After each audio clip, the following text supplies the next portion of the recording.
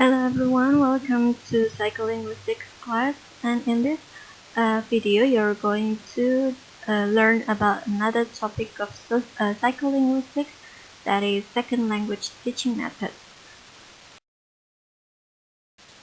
Language teaching methods may be conveniently characterized according to three principal dimensions, according to Steinberg, 1993. The first one is language focus. Second one is meaning learning, and the last one is grammar learning. The first one we're going to discuss about language focus between speech communication and literature.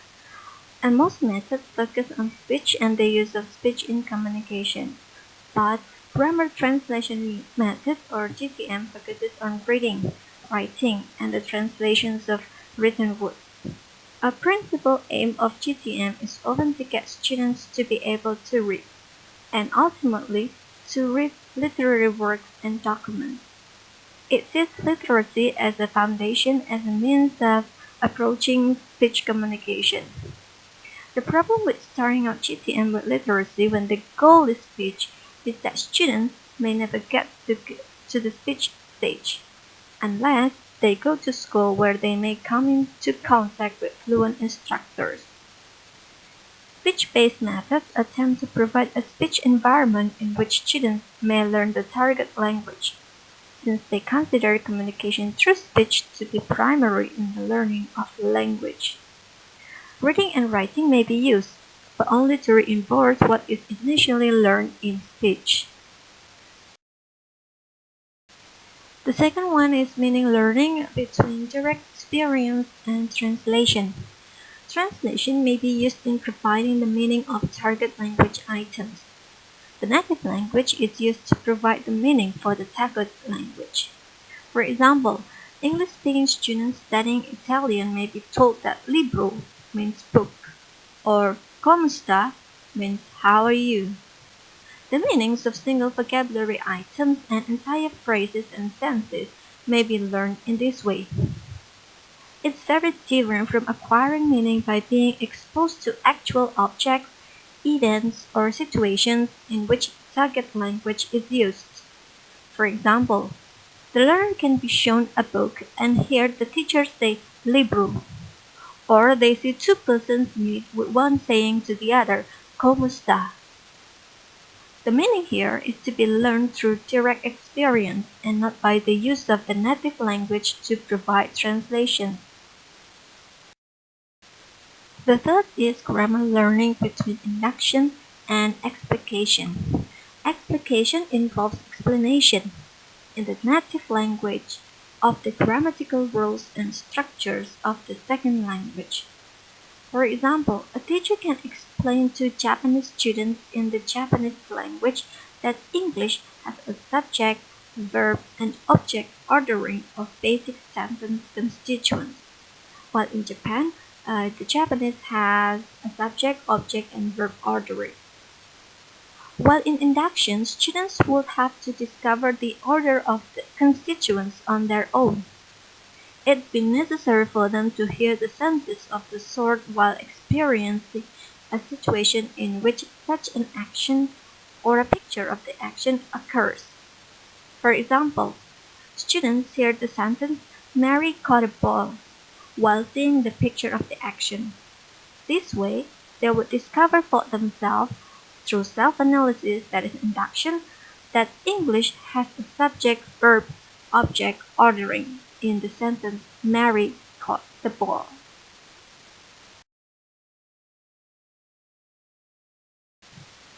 After knowing the three dimensions in mind, now let's examine some of the major second language teaching methods. The first part, we're going to discuss the traditional methods. We have grammar translation, natural, direct, and audiolingual methods. Now let's jump to the first method. It's the grammar translation method, or we know it as GTM.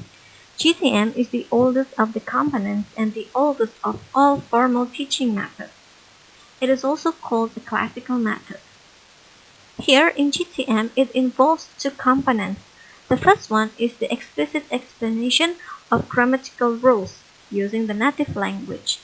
And the second component is the use of translation in the native language to explain the meaning of vocabulary and structures.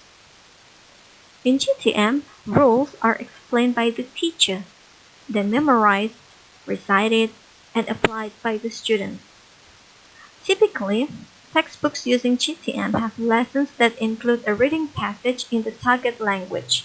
It also has a list of vocabulary items and their translations. And it also has an explanation in the native language of important points of grammar exemplified in the text. The lesson often ends with a series of exercises, ranging from strict translation to questions on points of grammar.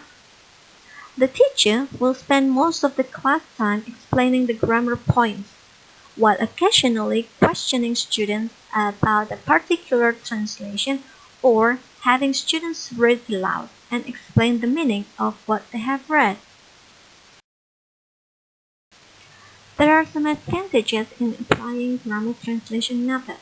The first one is non-fluent teachers can teach large classes. The second one, self-study for students is possible.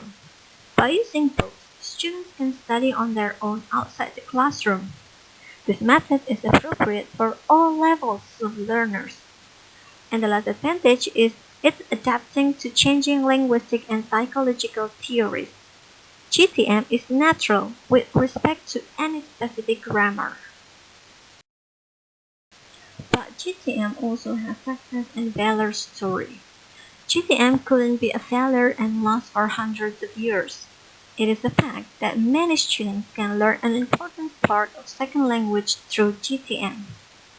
Students who pass through many years of strict GTM training often come out unable to comprehend or utter sentences at a level that allows them to engage in even simple conversation. GTM also cannot be used with young children because young children cannot read or write or are unable to understand grammatical explanations. The second method of the traditional methods is the natural method, or we call it as NM.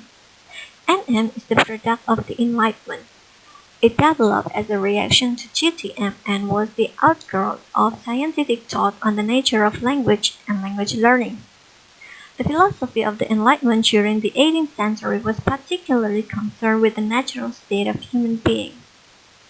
NM had become firmly established through the writings of such as Xavier and Guan. Guan observed children learning language and noticed that this occurred within the context of meaning-related situations. The observations of children's language learning was then applied to second language teaching methods for children and adults. The model for NM of second language learning was the child learning its native language. This meant adherence to the natural sequence of the child acquiring its first language. That is, the first, speech comprehension, is followed by speech production, and much later, reading, and the last one is writing. Grammatical rules and structures were to be learned through induction or self-analysis by experiencing speech in a situational context. Meaning was to be gained through experience and exposure to objects, to situations, and events. Translation was to be avoided. Learning was through spontaneous conversation and demonstration, all of which was done in the target language and supported with gestures and actions. The teacher used language appropriate to the student's level of understanding, much in the way parents would do with a child. The method was totally oriented towards the acquisition of oral skills. Students' participation in situational activities was the essence of this kind of second language learning.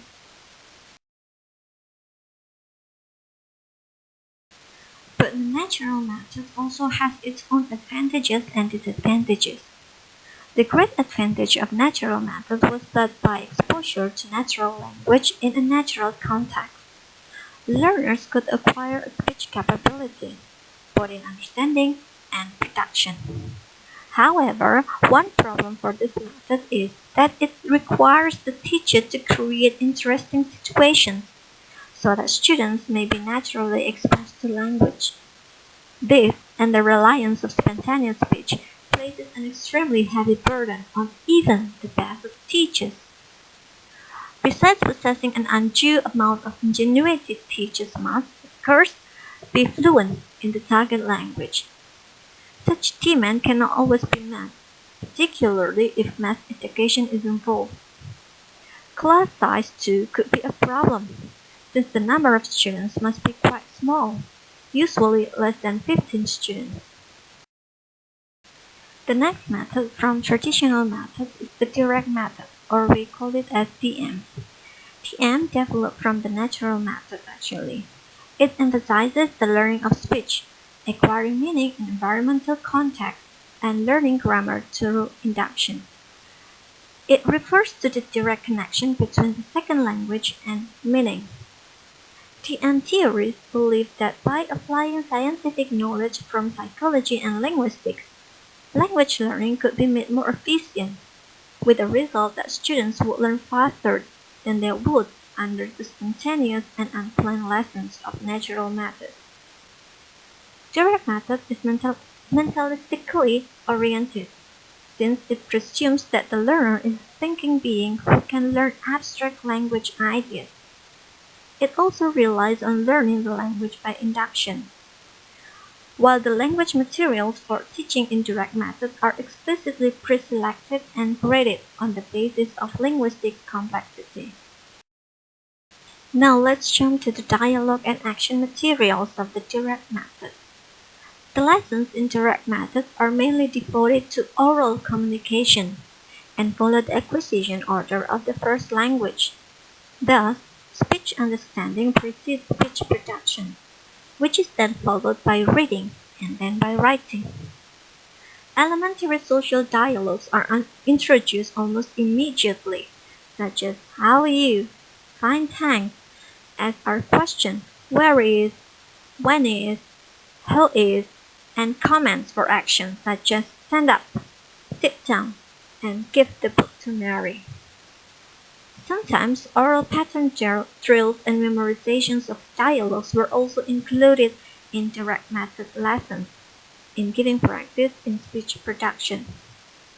Sometimes, too, translations may be given verbally, as might grammatical explanation.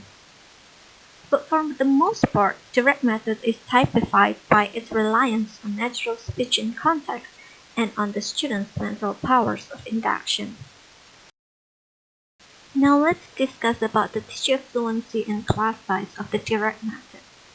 Direct method can be used in relatively large classes of 3 or even 40 students, with teachers getting students to speak in chorus. It also requires a teacher with some inventiveness and high fluency in the second language. The direct method was reincarnated in the form of some current methods, such as total physical response and the natural approach, with the advent of the audiolingual method. The next method in the traditional methods is the audiolingual method, or we know it as ALM. The phenomenal rise of ALM was due to the popularity of the new American linguistic and psychological theories which it incorporated into its foundations. The language analysis provided by American structural linguists, particularly Charles Price, and the stimulus and response learning psychology provided by American behaviorists endowed ALM with great credibility. ALM was widely used in the United States and other countries in the 1950s and 1960s. Some programs still use it nowadays. The emphasis was on mastering the building blocks of language and learning the rules for combining them, and it is greatly influenced by behaviorism. Now let's move to the features of audiolingual method. Stated by Brooks 1964, the ALM or audiolingual method incorporated into its methodology many of the same features that direct method had developed. They are namely planned situations, graded materials, and such techniques such as pattern drills and dialogue memorization. But in contrast with the direct method, audiolingual methods almost entirely drop the use of natural situations and spontaneous speech. There is the fact that ALM failed to produce the fluent communicating speakers it had promised. All that remains of ALM today is the occasional use of pattern practice drills as an auxiliary exercise. Since the downfall of the audiolingual method in the 1960s, a number of new methods have arisen. It is called contemporary method. In contemporary methods, there are some new methods that are such as total physical response, communicative language teaching, natural approach, content-based instruction, task-based language teaching, and computer-assisted language learning. Now, the first contemporary method we're going to discuss is total physical response, or TPR.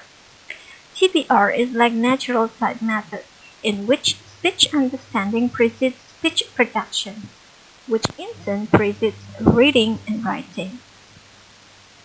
Only the target language is used in the classroom and meaning is derived from actual objects and situations. In TPR, students are encouraged to induce rules on their own and speak when they are ready, with a small number of students. James Asher, as the founder of TPR in the 1970s, considers its unique characteristic to be the learner's performance of physical actions in response to the teacher's comment in the target language.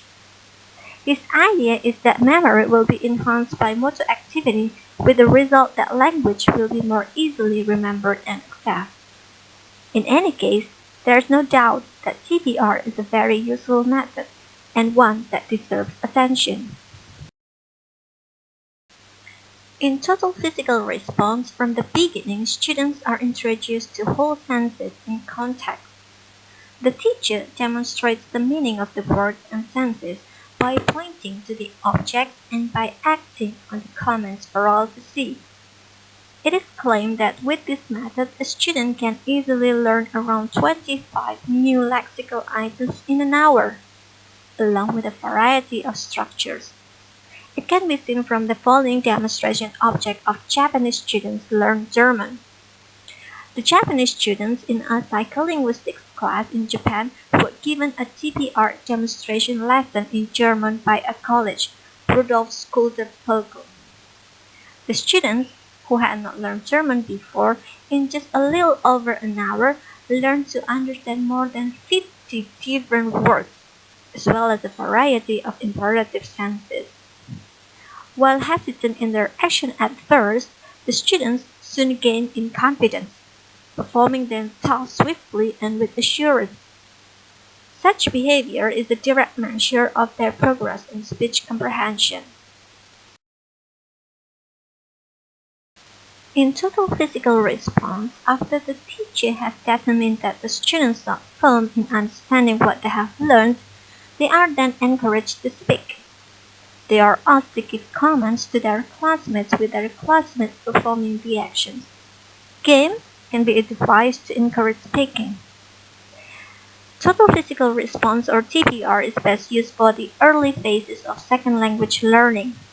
With more advanced language knowledge, actions become less useful and relevant to communication.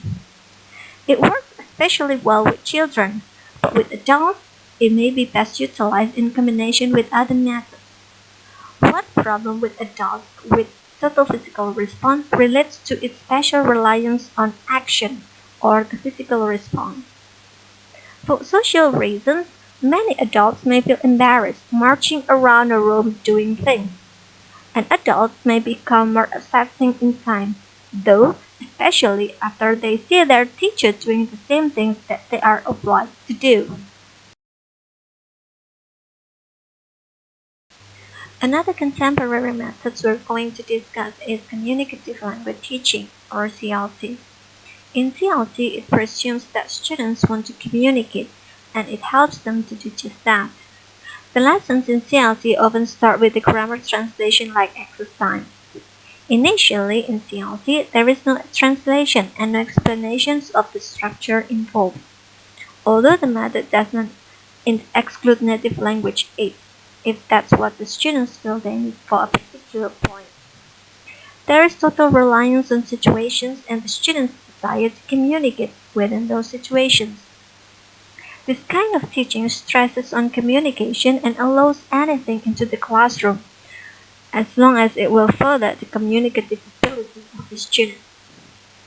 CLT permits reading and writing almost immediately, as long as it serves the cause of communication.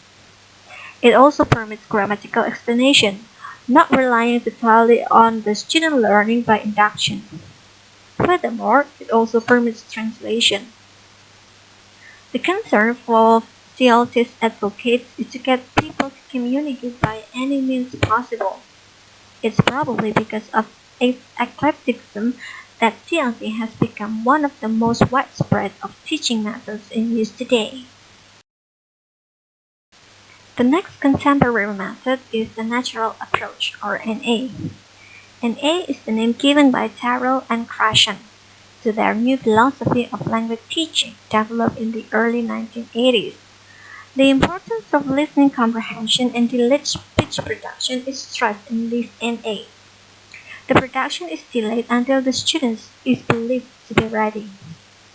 It defines itself as a method for developing basic personal communicative skills, oral and written.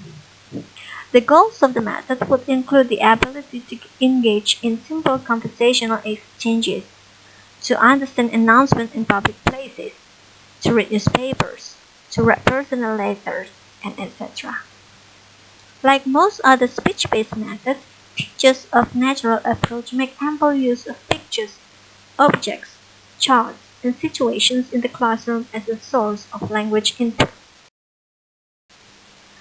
And in natural approach, such personal learning factors such as motivation, self-confidence, and anxiety are given a special consideration. They are called as affective filters and play a significant role in gaining a language.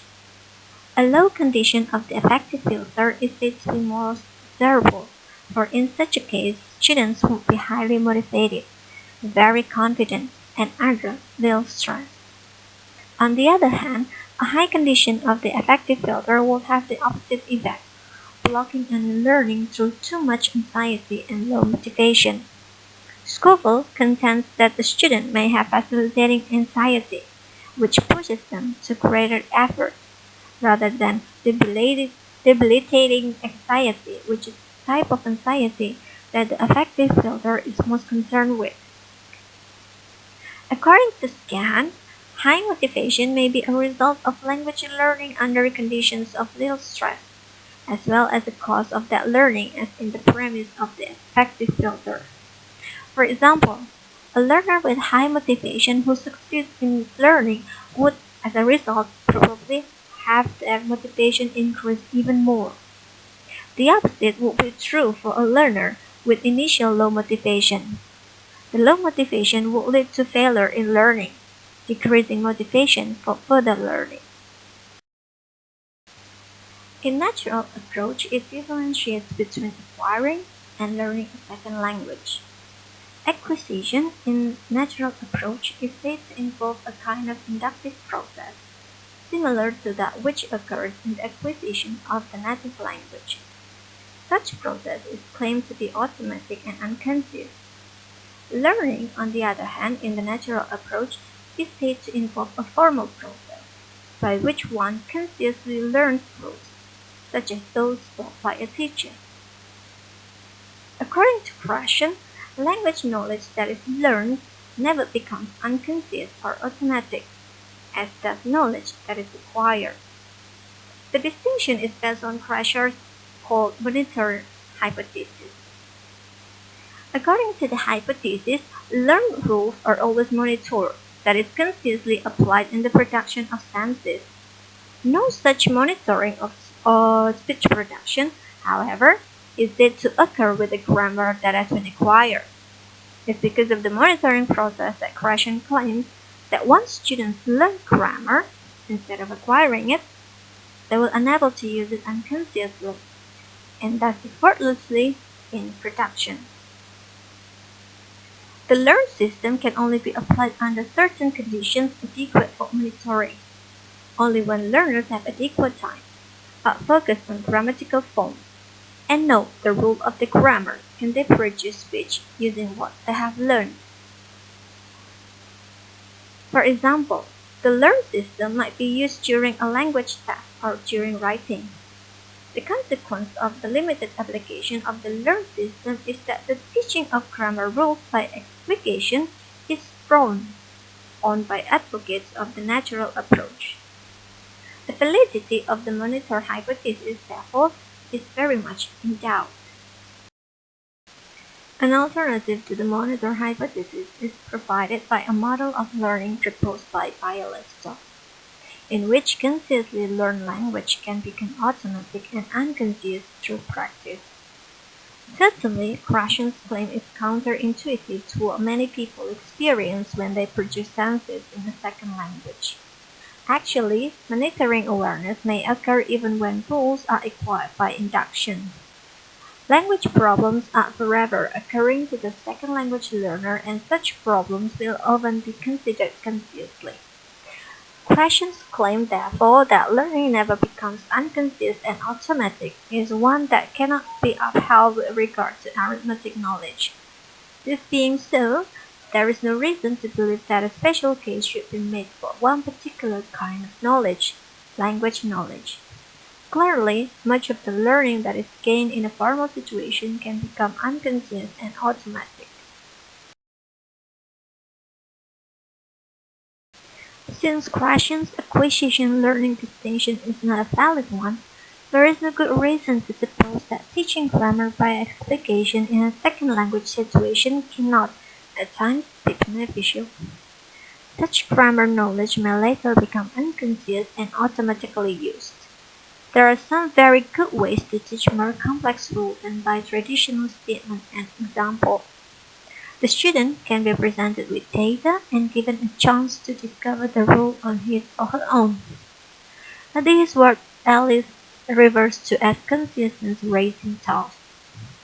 After the students have had the opportunity to figure out the rule for themselves, the teacher can then make certain that everyone understands the rule under consideration.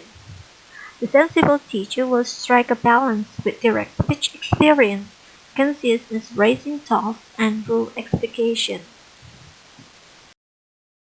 Jumping to another contemporary method, that is content-based instruction, or CBI. Content in language teaching is most frequently defined as the substance or subject matter that we learn or communicate through language. CBI, or content-based instruction, is based on the same principles and on the same psychological and linguistic orientation as communicative language teaching. Therefore, it might be better to say that CBI is an approach to language instruction rather than a separate method. Content-based instruction differs from communicative language teaching in its focus on instructional input. In CBI, it organizes language teaching around the subject that students need to master, rather than around a linguistic syllabus.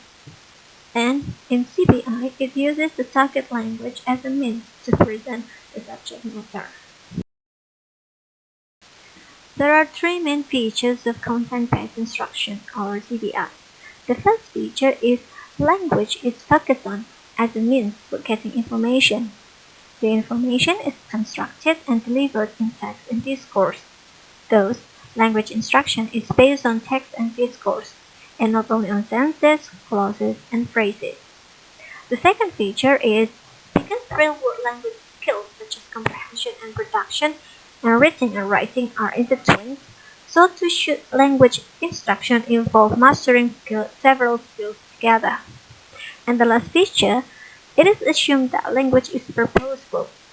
People learn a second language more successfully when they use this language to get information, which is interesting, useful, and leads to a desired goal. Thus, it becomes essential for the learners to realize the purpose of the language samples they are studying and link it to their own goals. In CBI, it understands speech communication on the one hand and literacy on the other hand, as both the two aspects of the same goal to achieve. In CBI, Grammar is more often explained than presented for learning by induction. The teacher is responsible for finding relevant grammatical material to fit into the topic or theme to be learned. Quite often, this material needs to be modified by the teacher to be accessible for the students, and these things may involve such as simplification, for example, using shorter units and clauses, well-formedness, using few deviations from standard usage, explicitness, speaking with non-reduced pronunciation, regularization, use of canonical order, and redundancy, that is highlighting important material through simultaneous use of several linguistic mechanisms. Here is the teaching procedures of content-based instruction. The syllabus in CBI is organized around specific topics and subtopics, which are chosen in accordance with language learning goals. In a CBI class, students might read a text, make notes, listen to a tape recording, and respond orally or in a written form. Students may also study letters, reports, book chapters, or they might be involved in meetings and discussions. Every type of activity being included into a subject topic. Teaching materials and activities on CBI are selected according to the extent to which they match the type of program, and the materials used must be authentic, of the type that is typically used with the subject matter of the content course in native language instruction. After knowing what CBI is, let's move to the advantages and disadvantages of CBI. In CBI, the teacher is required to play a very active role in the process of learning, in which the teacher must match students' specific interests with appropriate language material, which they may need to pursue academic goals. And most CBI courses expect students to support each other, sometimes becoming sources of content themselves, sharing their experience of the subject. And some students in CBI courses have been reported to prefer more structured, more traditional classrooms. As for the teachers, who mostly have been trained to teach language skills rather than a certain subject, the teachers on CBI, they have to cope with the double workload. They have to spend large amounts of time and energy to prepare for classes. Another contemporary method is called task-based language teaching, or TBLT. In task-based language teaching, it focuses more directly on the instructional factor, stressing the importance of specially designed instructional tasks as the basis of the learning. The main idea of TBLT is that learners learn the target language by interacting communicatively and purposefully while engaged in the activities. Most often, a task in TBLT is defined as an activity or goal that is carried out using language, such as finding a solution to a puzzle, reading a map, and giving directions. Or it can be also in form of making a telephone call, writing a letter, or reading a set of instructions and assembling a toy. The task in TBLT should also involve a communicative act on its own. That is, the task should provide a sense of completeness. Task-based language teaching relies upon a theory of learning rather than a theory of language. The core concepts of TBLT boil down to the following three assumptions. The first assumption is that learners are considered to learn the target language better when they are engaged in a meaningful activity. The second assumption is a task is exactly what stimulates communication and regulates information input and output. The last assumption is that the task will serve to improve learner motivation and also promote learning because they typically use authentic material. Now let's jump to the advantages and disadvantages of task-based language teaching. In task-based language teaching, the use of tasks and puzzles as a unit in curriculum has always been a good idea, and in fact, such tasks are widely used in language instruction nowadays. Task-based language teaching's reliance on tasks as the main vehicle of instruction opens the approach for criticism. Task-based language teaching programs did not enjoy much success. The basic claim of TBLT as a more effective basis for teaching than other language teaching approaches is still far from being a fact. It's the conclusion of Richards and Rogers. Coming to the last contemporary method, that is computer-assisted language learning, or CALL. Work in CALL began as early as the 1960s when the idea of using a computer for language instruction developed. The greatest benefit of CALL is the fact that it is largely oriented to the individual learner, in which a computer program delivers exactly the material a learner needs, and the process of learning can go at the learner's pace. A computer program can be used at home, and a student can spend as much time as he or she needs to master a language skill. In a classroom setting, CALL can significantly enlarge the class capacity without increasing teaching staff. Computer-assisted language learning is still far from being used widely due to a number of problems, particularly with regard to different computer operational systems, such as lack of good software and incompatibility of a Mac program with Windows or Linux. At present, CALL is only a helpful auxiliary technique in learning the target language. To close it, goals must be considered in the selection of a teaching method. No method is a total failure, because in all methods, students are exposed to the data of a second language, and students are also given the opportunity to learn. Thus, there is no magic method. In judging the relative merits of teaching methods, one must consider goals. Just what's the purpose of having people learn a second language? If the ability to speak and understand a second language is the primary goal, then a speech-based method would be best for them. But if on the other hand, the ability to read and write is the primary goal, then perhaps grammar translation method could be the method of choice. And the goals of a nation are also important in determining second language teaching programs in the school system.